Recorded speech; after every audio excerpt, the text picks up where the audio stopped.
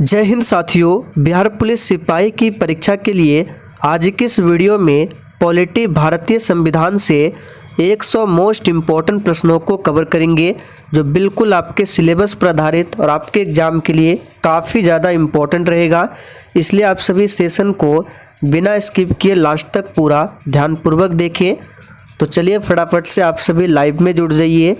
सभी को good evening. Good evening. तो साथियों, आज का पहला प्रश्न आपके सामने है, भारतीय संविधान में संशोधन करके शिक्षा का अधिकार कब जोड़ा गया। वेरी इंपॉर्टेंट प्रश्न है। चलिए आप सभी आंसर कीजिए। आंसर करने के लिए आप लोगों को नीचे लाइव चैट का ऑप्शन मिल रहा होगा, इसलिए प्रत्येक स्टूडेंट को नीचे लाइव चैट में अपना अपना आंसर देना है, जिससे आपका प्रॉपर तरीके से रिवीजन भी होगा। तो यहाँ पर पहले प्रश्न का आंसर क्या होगा, फटाफट से बताइए। भारतीय संविधान में संशोधन करके शिक्षा का जो अधिकार है ये कब जोड़ा गया। तो यहाँ पर पहले प्रश्न का सही जवाब है 1 अप्रैल 2010 को। और कौन सा संशोधन हुआ था, तो 86वां संशोधन। ध्यान दीजिए, 86वां संशोधन अधिनियम 2002 के द्वारा भाग 3 में और अनुच्छेद 21 का यहाँ पे लिख देते हैं, आर्टिकल 21 का और भाग 3 के अंतर्गत रखा गया है शिक्षा के अधिकार को। और ये कब जोड़ा गया, तो 1 अप्रैल 2010 को। चलिए आगे देखिए, निम्न में से कौन सा एक मानव अधिकार भारतीय संविधान के अंतर्गत मौलिक अधिकार भी है। बिल्कुल आपको सोच समझकर आंसर करना है। कौन सा एक मानव अधिकार भारतीय संविधान के अंतर्गत मौलिक अधिकार भी है। तो यहाँ पर दूसरे प्रश्न का सही जवाब है सूचना का अधिकार। तो ए ऑप्शन जो ही बच्चे बता रहे हैं उनका बिल्कुल सही जवाब है सूचना का अधिकार। चलिए आगे देखिए, भारत के संविधान में मौलिक कर्तव्य किस संविधान संशोधन के द्वारा जोड़ा गया।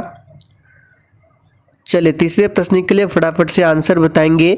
भारत के संविधान में मौलिक कर्तव्य, देखिए मौलिक कर्तव्य की बात करें, वर्तमान में अभी टोटल 11 मौलिक कर्तव्य है और इसे जोड़ा गया था किस संविधान संशोधन के तहत, तो याद रखिएगा 42वां संविधान संशोधन के तहत। और कौन सी समिति की सिफारिश पर, तो सरदार स्वर्ण सिंह समिति की सिफारिश पर मौलिक कर्तव्य को संविधान में जोड़ा गया था। और मौलिक कर्तव्य की बात करें, ये संविधान के किस भाग में है, तो भाग 4 क और अनुच्छेद 51 का में है, सभी को ध्यान रखें।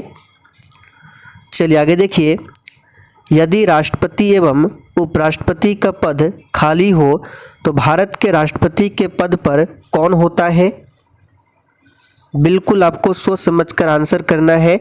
और साथियों, अगर आपको किसी भी प्रश्न में थोड़ा भी डाउट हो तो आप लोग तुरंत कमेंट करके पूछ सकते हैं। आपके कमेंट का रिप्लाई 100% दिया जाएगा। तो यहाँ पर सही जवाब क्या होगा, भारत का मुख्य न्यायाधीश। और वर्तमान में भारत के मुख्य न्यायाधीश कौन है, तो 50वें नंबर के हैं, नाम है DY चंद्रचूड़। भारत सरकार का कौन सा अधिकारी संसद का सदस्य न होते हुए भी भारतीय संसद की कार्यवाही में भाग लेने का अधिकार रखता है। बिल्कुल एग्जाम में छपने वाला प्रश्न है, फटाफट से आंसर कीजिए। तो भारत सरकार का कौन सा अधिकारी है, सही जवाब है अटॉर्नी जनरल। यहाँ पर बी ऑप्शन जो ही बच्चे दिए हैं बिल्कुल सही जवाब है। उपराष्ट्रपति की बात करें तो वर्तमान में उपराष्ट्रपति कौन है, तो श्री जगदीप धनखड़ है। किस सभा का अध्यक्ष उसका सदस्य नहीं होता है। साथियों, एक भी प्रश्न को स्किप नहीं करना है, सारे प्रश्न आपके एग्जाम के लिए काफ़ी ज़्यादा इम्पोर्टेंट रहेगा। तो किस सभा का अध्यक्ष उसका सदस्य नहीं होता है। यहाँ पर सही जवाब क्या है, फर्स्ट ऑप्शन राज्यसभा। और राज्यसभा का पदेन सभापति पूछा जाता है कौन होता है, तो उपराष्ट्रपति होता है। राज्यसभा का पदेन अध्यक्ष कौन होता है,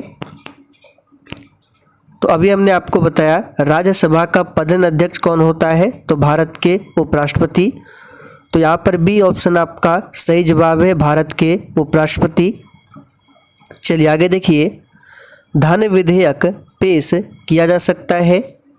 बिल्कुल टॉप लेवल का प्रश्न है। और साथियों, जिसने अभी तक सेशन को लाइक नहीं किया है तो प्लीज़ आप सभी से रिक्वेस्ट है कि अगर आपको सेशन थोड़ा बहुत भी पसंद आता है तो आप सभी सेशन को दिल से एक बार ज़रूर लाइक कर दें। तो धन विधेयक पेश किया जा सकता है किसमें, तो केवल और केवल लोकसभा में। तो यहाँ पर ए ऑप्शन जो ही बच्चे बता रहे हैं उनका बिल्कुल सही जवाब है, केवल और केवल लोकसभा में। धन विधेयक की बात करें तो ये किस आर्टिकल में बताया गया है, तो धन विधेयक के बारे में अनुच्छेद 110 में बताया गया है। राष्ट्रीय एकता परिषद की अध्यक्षता कौन करता है,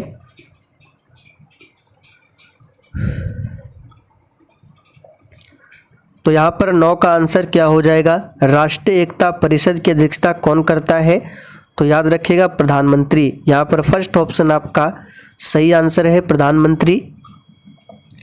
मौलिक अधिकारों का निलंबन कौन कर सकता है, चलिए 10 के लिए फटाफट से आंसर कीजिए। देखिए, मूल संविधान में 7 मौलिक अधिकार थे लेकिन वर्तमान में 6 मौलिक अधिकार है। तो कौन सा मौलिक अधिकार हटाया गया है, तो वो था संपत्ति का अधिकार। संपत्ति का अधिकार ये अब कानूनी अधिकार बना दिया गया है और इसे रखा गया है अनुच्छेद 300A में। तो इस प्रकार से वर्तमान में टोटल 6 मौलिक अधिकार है और इसे अमेरिका देश के संविधान से लिया गया है। किसी राज्य का उच्चतम विधि अधिकारी कौन होता है,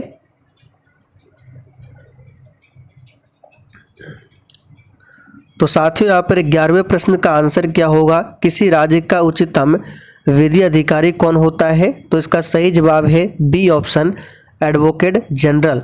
और केंद्र में पूछे तो अटॉर्नी जनरल होता है।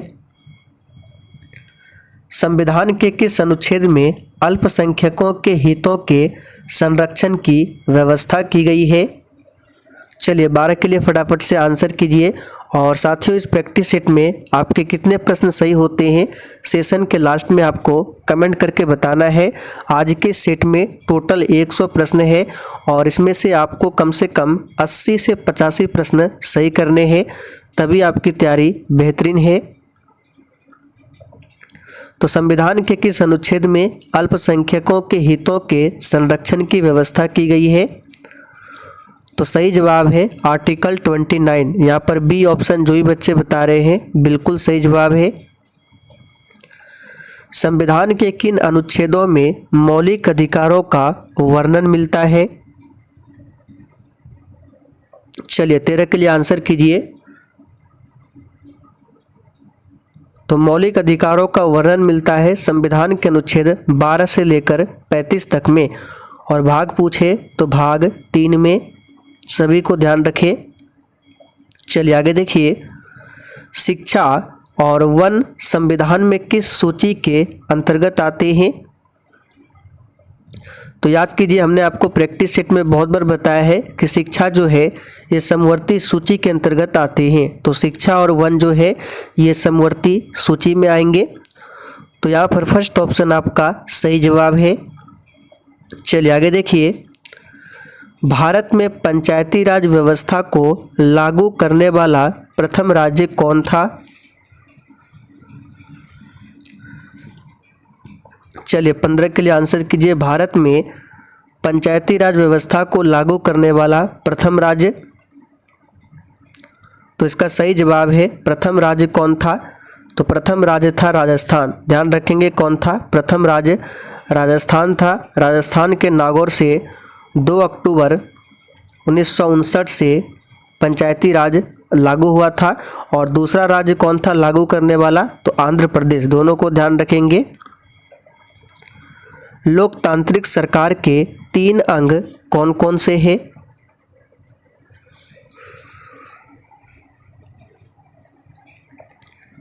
तो प्यारे साथियों लोकतांत्रिक सरकार के 3 अंग कौन कौन से हैं, तो इसका सही जवाब क्या होगा, तो कार्यपालिका, विधायिका और न्यायपालिका। यहाँ पर फर्स्ट ऑप्शन आपका सही जवाब है। भारत में सरकार का रूप कैसा है, बिल्कुल आपको सोच समझकर आंसर बताना है।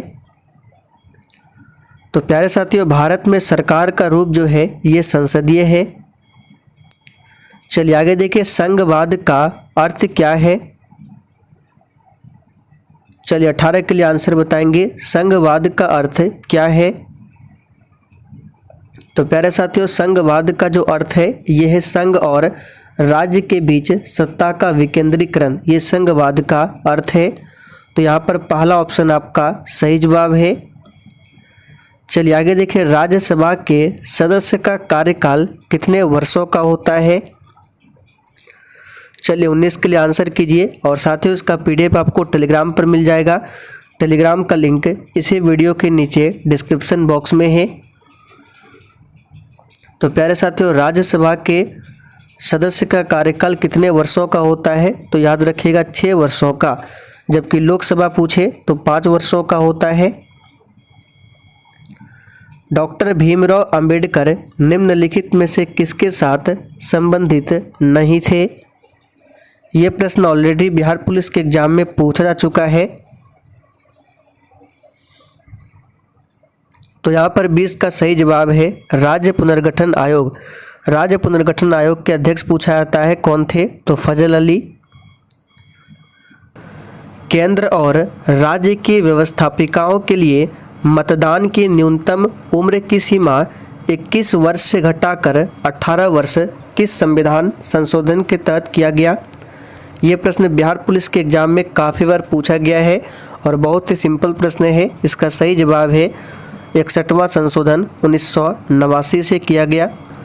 विकेंद्रीकरण प्रणाली की सिफारिश किसने की थी। चलिए 23 के लिए फटाफट से आंसर बताएंगे, विकेंद्रीकरण प्रणाली की सिफारिश किसने किया था। तो यहाँ पर सही जवाब है, याद कर लीजिए, बलवंत राय मेहता ने। चलिए आगे देखिए, अशोक मेहता समिति ने निम्नलिखित की सिफारिश की थी। बिल्कुल टॉप लेवल का प्रश्न है, फटाफट से आंसर कीजिए। तो साथियों, अशोक मेहता समिति का गठन पूछा जाता है 1977 में हुआ था और इस समिति ने सिफारिश की थी पंचायती राज की द्विस्तरीय सरकार की। तो यहाँ पर बी ऑप्शन आपका सही जवाब है। चलिए आगे देखिए, ब्लॉक स्तर पर पंचायत समिति क्या है। चलिए 25 के लिए आंसर कीजिए, ब्लॉक स्तर पर पंचायत समिति क्या है। तो यहाँ पर सही जवाब है एक प्रशासनिक क्या है, प्राधिकरण। तो यहाँ पर बी ऑप्शन सही जवाब है। एमनेस्टी इंटरनेशनल एक संगठन है जो जुड़ा हुआ है। चलिए 26 के लिए फटाफट से आंसर बताएंगे, एमनेस्टी इंटरनेशनल इसका गठन कब हुआ था, तो 1961 में, और इसका हेड क्वार्टर कहाँ पर है, तो लंदन में। तो देखिए, एमनेस्टी इंटरनेशनल एक संगठन है जो जुड़ा हुआ है मानव अधिकारों के संरक्षण से। तो यहाँ पर बी ऑप्शन आपका सही जवाब है। किस देश की सरकारी रिपोर्ट को येलो बुक कहा जाता है। चलिए फटाफट से आंसर कीजिए। तो प्यारे साथियों, यहाँ पर सही जवाब है फ्रांस। फ्रांस देश की सरकारी रिपोर्ट को येलो बुक के नाम से जाना जाता है।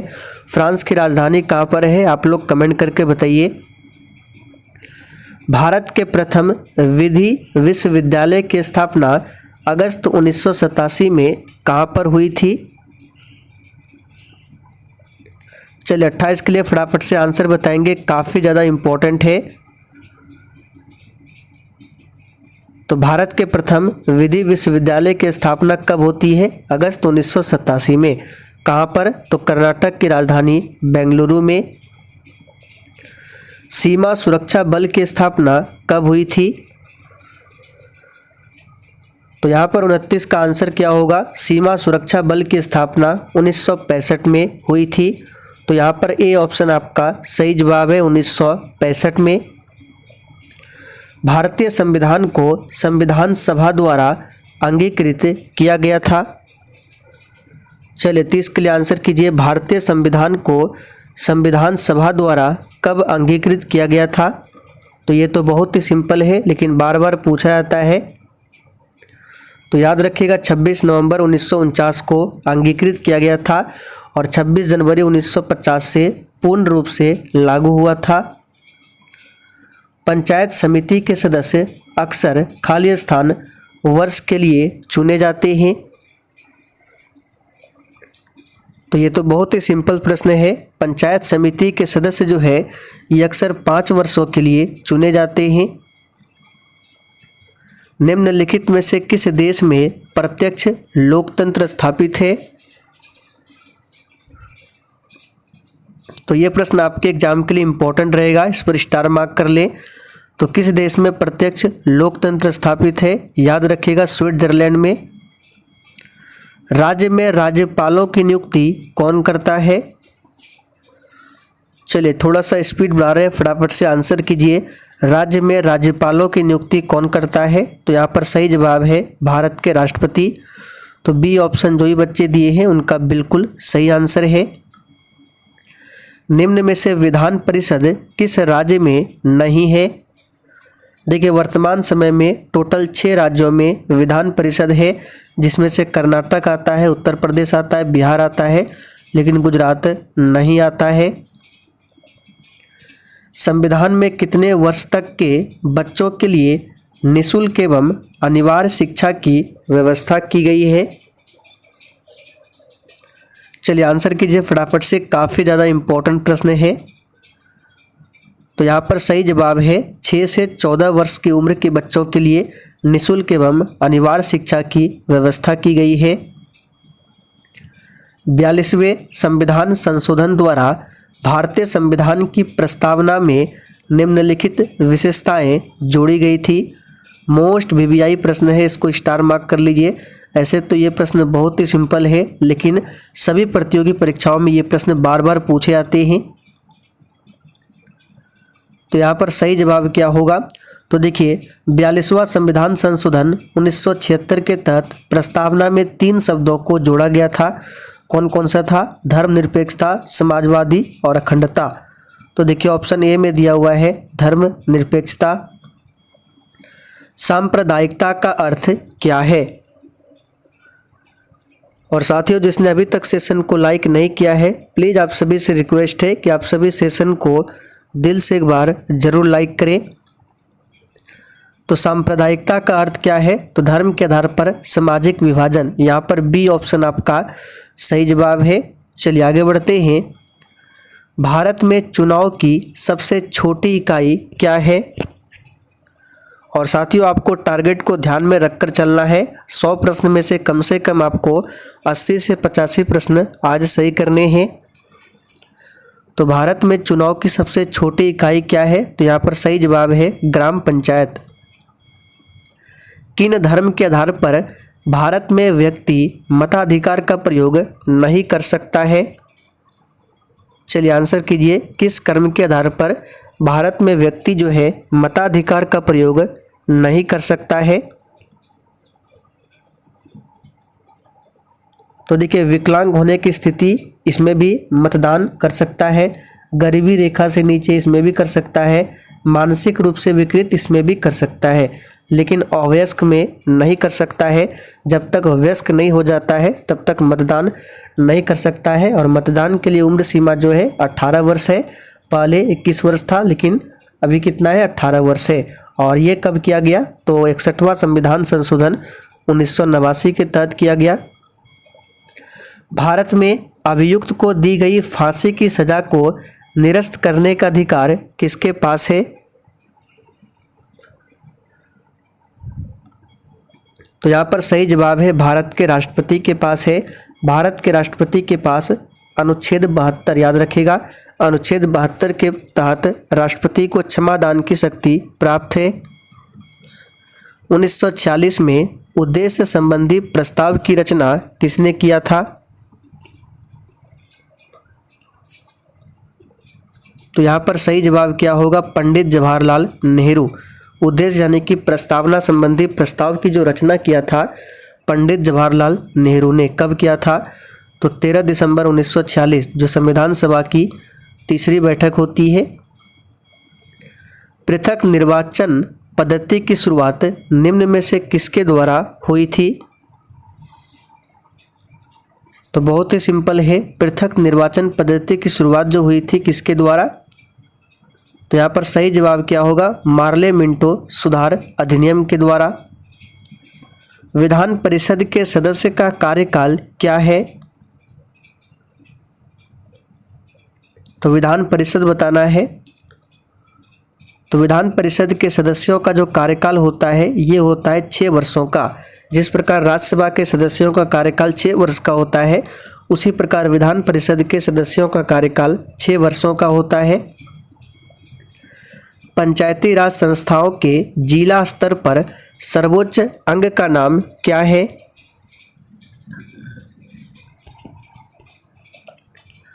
तो साथियों, पंचायती राज संस्थाओं के जिला स्तर पर सर्वोच्च अंग का नाम क्या है? तो इसका सही जवाब है जिला परिषद। याद रखिएगा क्या है? जिला परिषद। अनुच्छेद 19 के अंतर्गत कौन सा अधिकार नहीं है?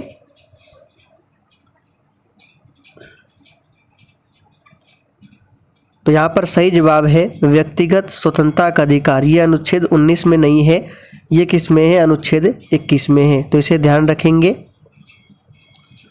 निम्नलिखित में से कौन सी भारतीय संविधान की विशेषता नहीं है? सभी ऑप्शन को ध्यान से पढ़िए। तो यहाँ पर सही जवाब है एक अलिखित संविधान। ये बिल्कुल गलत है, क्योंकि भारत में लिखित संविधान है और विश्व का सबसे पहला लिखित संविधान पूछे किस देश का है? तो याद रखिएगा अमेरिका। किस देश का है? अमेरिका। और विश्व का सबसे बड़ा लिखित संविधान पूछे तो अपना भारत देश का है, लेकिन पहला पूछे तो अमेरिका का। निम्नलिखित में से कौन सा संविधान संशोधन यह कहता है कि ग्राम पंचायत में 1/3 सीटें महिलाओं के लिए आरक्षित होनी चाहिए? ये प्रश्न आपके एग्जाम के लिए काफ़ी ज़्यादा इम्पोर्टेंट रहेगा, इस पर स्टार मार्क कर लीजिए। तो कौन सा संविधान संशोधन के तहत? तो इसका सही जवाब क्या होगा? तो याद रखिएगा 73वां संविधान संशोधन। चलिए आगे देखिए। स्वतंत्र भारत के प्रथम गृह मंत्री कौन थे?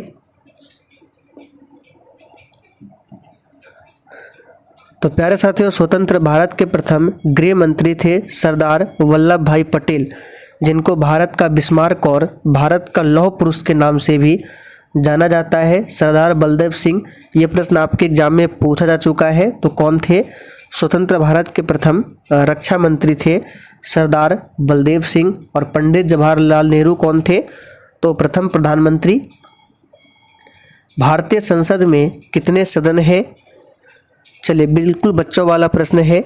भारतीय संसद में कितने सदन हैं? तो 2 सदन है, याद रखिएगा, लोकसभा और राज्यसभा। किस अनुच्छेद के अनुसार भारत के राष्ट्रपति द्वारा राष्ट्रीय आपातकाल की घोषणा की जा सकती है? तो देखिए, हमारे भारतीय संविधान में 3 तरह के आपातकाल है। 352 है, 356 है और 360 है। 352 में क्या है? राष्ट्रीय आपातकाल है, जो कि पूछा जा रहा है। 356 में राष्ट्रपति शासन है और 360 में क्या है? वित्तीय आपात है। भारतीय संविधान की प्रस्तावना में भारत को किस रूप में घोषित किया गया है? चलिए 51 के लिए आंसर कीजिए। तो प्यारे साथियों, भारतीय संविधान की प्रस्तावना में भारत को किस रूप में घोषित किया गया है? तो इसका सही जवाब है एक सार्वभौम समाजवादी धर्मनिरपेक्ष प्रजातांत्रिक गणतंत्र। यहाँ पर सी ऑप्शन जो ही बच्चे दिए हैं उनका बिल्कुल सही जवाब है। भारत में लौकिक सार्वभौमिकता है क्योंकि संविधान की प्रस्तावना आरंभ होती है। चलिए सभी ऑप्शन को ध्यान से देखिए। भारत की जो प्रस्तावना है किस शब्द से आरंभ होती है? तो ये हम भारत के लोग शब्दों से आरंभ होती है, आप लोगों ने पढ़ा होगा। तो यहाँ पर डी ऑप्शन आपका सही जवाब है। भारत में प्रजातंत्र इस तथ्य पर आधारित है कि, तो यहाँ पर सही जवाब क्या है? भारत में प्रजातंत्र इस तथ्य पर आधारित है कि जनता को सरकारों को चुनने तथा बदलने का अधिकार प्राप्त है। यहाँ पर सी ऑप्शन आपका सही आंसर है। भारतीय संविधान की प्रकृति क्या है? चलिए 54 के लिए आंसर कीजिए फटाफट से और पूरा सेशन को ध्यानपूर्वक देखें। तो भारतीय संविधान की प्रकृति क्या है? तो इसका सही जवाब है डी ऑप्शन, प्रकृति में संज्ञेय किंतु भावना में क्या है, एकात्मक है। भारतीय संविधान की 10वीं अनुसूची का संबंध किससे है?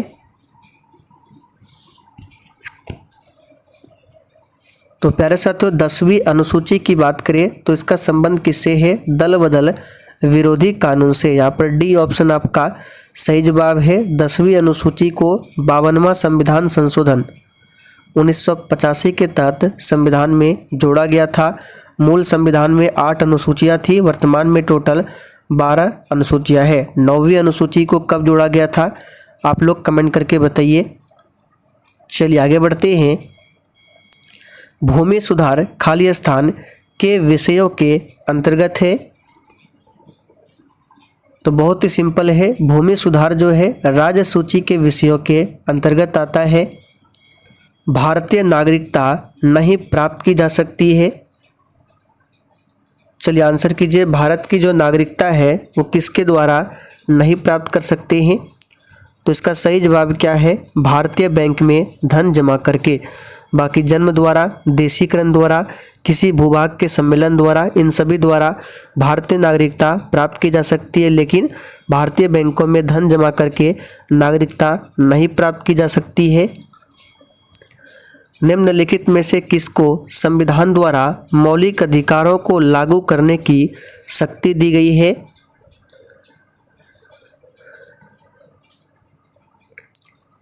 तो मौलिक अधिकारों को लागू करने की शक्ति किसको दी गई है संविधान सभा द्वारा, संविधान द्वारा? तो इसका सही जवाब है सर्वोच्च न्यायालय एवं उच्च न्यायालय को। तो यहाँ पर डी ऑप्शन आपका सही आंसर है। भारतीय संविधान में किस अनुच्छेद के अंतर्गत नागरिकों को मौलिक अधिकार प्रदान किए गए हैं? तो मौलिक अधिकार अमेरिका देश के संविधान से लिया गया है और यह अनुच्छेद 12 से लेकर 35 तक में है। भारत के संविधान का निम्नलिखित में से कौन सा अनुच्छेद प्रेस की स्वतंत्रता से संबंधित है? तो बहुत ही सिंपल है, प्रेस की स्वतंत्रता से संबंधित है अनुच्छेद 19(1). पूरा बता देते हैं, अनुच्छेद 19(1) का ध्यान रखना है। निम्नलिखित में से कौन सा मूलभूत अधिकार नहीं है? चलिए 61 के लिए आंसर कीजिए। निम्नलिखित में से कौन सा मूलभूत अधिकार नहीं है? तो इसका सही जवाब है संपत्ति का अधिकार। ये मूलभूत अधिकार नहीं है क्योंकि ये कानूनी अधिकार है। चलिए आगे देखिए। भारत में निम्नलिखित में से किसके अंतर्गत पंचायती राज प्रणाली की व्यवस्था की गई है? तो यहाँ पर आंसर क्या होगा? तो पंचायती राज प्रणाली की व्यवस्था की गई है किसके अंतर्गत? तो इसका सही जवाब है राज्य के नीति निर्देशक सिद्धांत के अंतर्गत। तो सी ऑप्शन आपका सही जवाब है। राज्य के नीति निर्देशक सिद्धांत को किस देश के संविधान से लिया गया है? तो याद रखिएगा आयरलैंड देश के संविधान से लिया गया है और इसे भाग 4 और अनुच्छेद 36 से लेकर 51 में रखा गया है। मौलिक कर्तव्यों को निर्धारित किया गया है। तो बहुत ही सिंपल है, मौलिक कर्तव्य को किस संविधान संशोधन द्वारा जोड़ा गया? तो इसका सही जवाब है 42वां। भारत में राष्ट्रपति का चुनाव किया जाता है। तो भारत में राष्ट्रपति का चुनाव जो है ये एकल हस्तांतरणीय मत प्रणाली द्वारा होता है। और देखिए सी ऑप्शन में अनुपातिक मत प्रणाली। तो यहाँ पर जो आंसर होगा आपका दोनों हो जाएगा, बी और सी दोनों याद रखना है।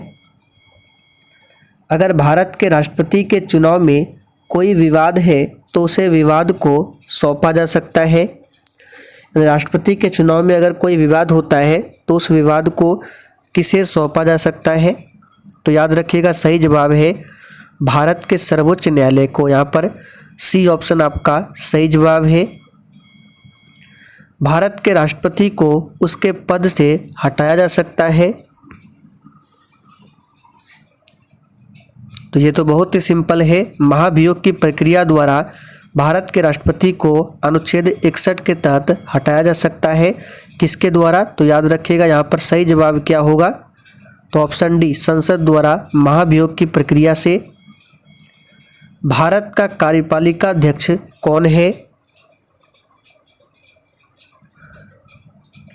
तो प्यारे साथियों, भारत का जो कार्यपालिका अध्यक्ष है कौन है? तो यहाँ पर सही जवाब क्या है? तो 67 का आंसर क्या हो जाएगा यहाँ पर? राष्ट्रपति, याद रखिएगा। चलिए आगे देखिए, केंद्र सरकार में उच्चतम नागरिक सेवा अधिकारी कौन है? तो केंद्र सरकार में उच्चतम नागरिक सेवा अधिकारी मंत्रिमंडल सचिव है। प्रायः किसकी सलाह पर राज्य में राष्ट्रपति शासन लागू किया जाता है? तो राज्य में राष्ट्रपति शासन लागू किया जाता है किसकी सलाह पर? तो गवर्नर यानी कि राज्यपाल के सलाह पर, अनुच्छेद 356 के अंतर्गत। चलिए आगे देखिए, भारत के राष्ट्रपति को यह अधिकार नहीं प्राप्त है कि वह क्षमादान करे, ये तो प्राप्त है अनुच्छेद 72 के तहत। सर्वोच्च न्यायालय के न्यायाधीश को हटाएं, ये अधिकार नहीं प्राप्त है। बाकी अध्यादेश जारी करे, ये सही है। आपातकाल की घोषणा भी कर सकता है, ये सभी सही है, लेकिन सर्वोच्च न्यायालय के न्यायाधीश को नहीं हटाया जा सकता है। स्वतंत्र भारत के प्रथम राष्ट्रपति कौन थे? तो स्वतंत्र भारत के प्रथम राष्ट्रपति थे डॉक्टर राजेंद्र प्रसाद, जो संबंधित थे अपना बिहार से। राज्यसभा का सभापति कौन है? तो ऊपर ही हमने आपको बताया था राज्यसभा का सभापति कौन होता है? तो भारत के उपराष्ट्रपति होते हैं। भारत का प्रधानमंत्री मुख्य है। तो भारत का प्रधानमंत्री जो है केंद्र सरकार का मुख्य है। संघीय मंत्री परिषद के मंत्री उत्तरदायी होते हैं। चलिए फटाफट से आंसर करते जाइए। तो प्यारे साथियों, संघीय मंत्री परिषद के जो मंत्री होते हैं किसके प्रति उत्तरदायी होते हैं? तो याद रखिएगा केवल लोकसभा के प्रति। भारतीय राजनीतिक व्यवस्था में कार्यपालिका खाली स्थान के अधीन रहकर कार्य करती है।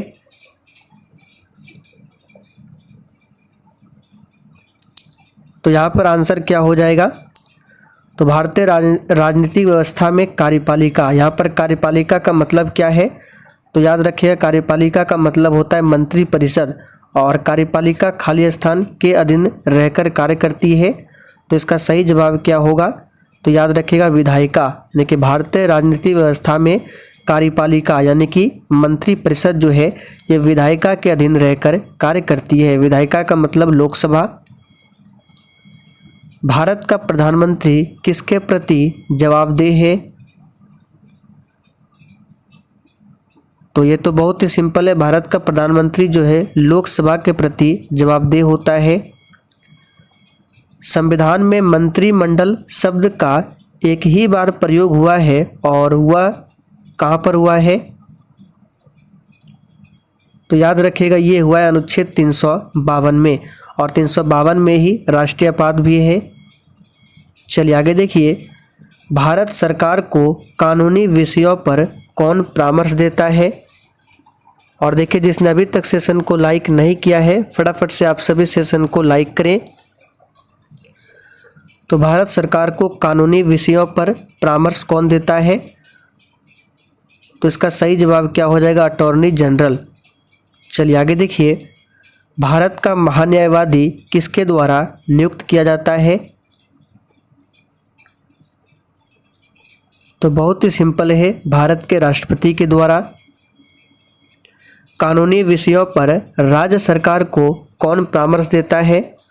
अभी हमने देखा था केंद्र सरकार को कौन परामर्श देता है, तो अटॉर्नी जनरल। और राज्य सरकार को कौन देगा? तो याद रखिएगा एडवोकेट जनरल, जिसको महाधिवक्ता भी बोला जाता है। चलिए आगे देखिए, आधार पर भारत के राज्यों का पुनर्गठन किस वर्ष में हुआ? यानी कि भाषा के आधार पर आपको बताना है भारत के राज्यों का पुनर्गठन किस वर्ष में हुआ था। तो याद रखिएगा 1956 में। और भाषा के आधार पर गठित होने वाला प्रथम राज्य कौन था? आंध्र प्रदेश। राष्ट्रीय सुरक्षा समिति का प्रधान कौन होता है? तो प्यारे साथियों, राष्ट्रीय सुरक्षा समिति का प्रधान स्वयं प्रधानमंत्री होता है। यहाँ पर सही जवाब है बी ऑप्शन। संविधान के किस अनुच्छेद में धन विधेयक को परिभाषित किया गया है? तो धन विधेयक को परिभाषित किया गया है अनुच्छेद 110 में। तो देखिए बी ऑप्शन में दिया हुआ है अनुच्छेद 110(1) में। भारत के उपराष्ट्रपति के निर्वाचक मंडल में शामिल है। तो उपराष्ट्रपति की बात की जा रही है, तो उपराष्ट्रपति के निर्वाचक मंडल में कौन कौन शामिल होता है? तो संसद के दोनों सदनों के सदस्य। यहाँ पर बी ऑप्शन आपका सही जवाब है। संघ और राज्य के मध्य विषयों के वितरण में जो साइबर कानून है, ये किस सूची में आते हैं? चलिए, वेरी इंपॉर्टेंट प्रश्न है, इसको आप सभी मार्क कर ले। तो प्यारे साथियों, साइबर कानून जो है ये अवशिष्ट विषय का अवशिष्ट सूची के अंतर्गत आता है, यानी कि साइबर कानून जो है ये अवशिष्ट विषय है। बिहार में पटना उच्च न्यायालय स्थापित किया गया था। तो भारत में पटना उच्च न्यायालय की स्थापना 3 फरवरी 1916 को हुई थी। भारत के प्रथम उप प्रधानमंत्री कौन थे? तो बहुत ही सिंपल है, सरदार वल्लभ भाई पटेल थे। भारतीय स्वतंत्रता अधिनियम कब पारित हुआ था? तो साथियों, भारतीय स्वतंत्रता अधिनियम ये पारित हुआ था 18 जुलाई 1947 को। लोकसभा का अध्यक्ष अपना त्यागपत्र प्रेषित करता है। तो बहुत ही सिंपल है, लोकसभा का अध्यक्ष अपना त्यागपत्र लोकसभा के उपाध्यक्ष को देता है और लोकसभा का उपाध्यक्ष अपना त्यागपत्र लोकसभा के अध्यक्ष को देता है। राज्य चुनाव आयुक्त को हटाया जा सकता है। तो प्यारे साथियों, राज्य चुनाव आयुक्त को हटाया जा सकता है उच्च न्यायालय के न्यायाधीश को हटाने की प्रक्रिया के समान। तो यहाँ पर डी ऑप्शन आपका सही जवाब है, ध्यान रखें। चलिए आगे देखिए, मंत्री परिषद लोकसभा के प्रति सामूहिक रूप से उत्तरदायी होगी, यह किस आर्टिकल में वर्णन है? तो इसका सही जवाब है अनुच्छेद 75(1) में। किस समिति ने भारत के संविधान में मूल कर्तव्य को सम्मिलित करने की सिफारिश की थी? तो बहुत ही सिंपल है, सरदार स्वर्ण सिंह समिति। निम्नलिखित में से कौन सी समिति चुनाव सुधारों से संबंधित नहीं है?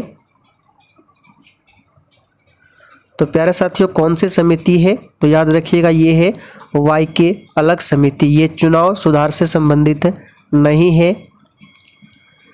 भारतीय संविधान की कौन सी अनुसूची राज्यसभा में राज्यों और संघ राज्य क्षेत्रों के स्थान आवंटन से संबंधित है? ये प्रश्न काफ़ी ज़्यादा इम्पोर्टेंट है, याद रखिएगा, चौथी अनुसूची। कौन सा राज्य सबसे अधिक प्रतिनिधि लोकसभा में भेजता है? तो ये बहुत ही सिंपल है, उत्तर प्रदेश। चलिए आगे देखिए, राष्ट्रपति किस विधेयक को पुनर्विचार के लिए नहीं लौटा सकता है? तो याद रखिएगा, ये है धन विधेयक। 73वां संविधान संशोधन किससे संबंधित है? चलिए 97 के लिए आंसर कीजिए। तो 73वां संविधान संशोधन ये किससे संबंधित है? तो पंचायती राज प्रणाली से। स्थानीय सांसद और विधायक किसके पदेन सदस्य होते हैं? तो प्यारे साथियों, स्थानीय सांसद और विधायक जो होते हैं किसके पदेन सदस्य होते हैं? तो इसका सही जवाब क्या होगा? तो याद रखिएगा, जिला परिषद के। ईवीएम का प्रयोग भारतीय चुनाव में कब से प्रारंभ हुआ था? ये प्रश्न आप लोगों के लिए है, इसका आंसर आपको नीचे कमेंट करके बताना है। चलिए आखिरी प्रश्न है, न्यायिक पुनरावलोकन का अधिकार किसे प्राप्त है? तो ये आखिरी प्रश्न है, इसका सही जवाब है उच्चतम न्यायालय को। तो साथियों आज के लिए इतना ही। अगर आपको सेशन थोड़ा बहुत भी पसंद आया हो तो आप सभी सेशन को दिल से एक बार ज़रूर लाइक कर दें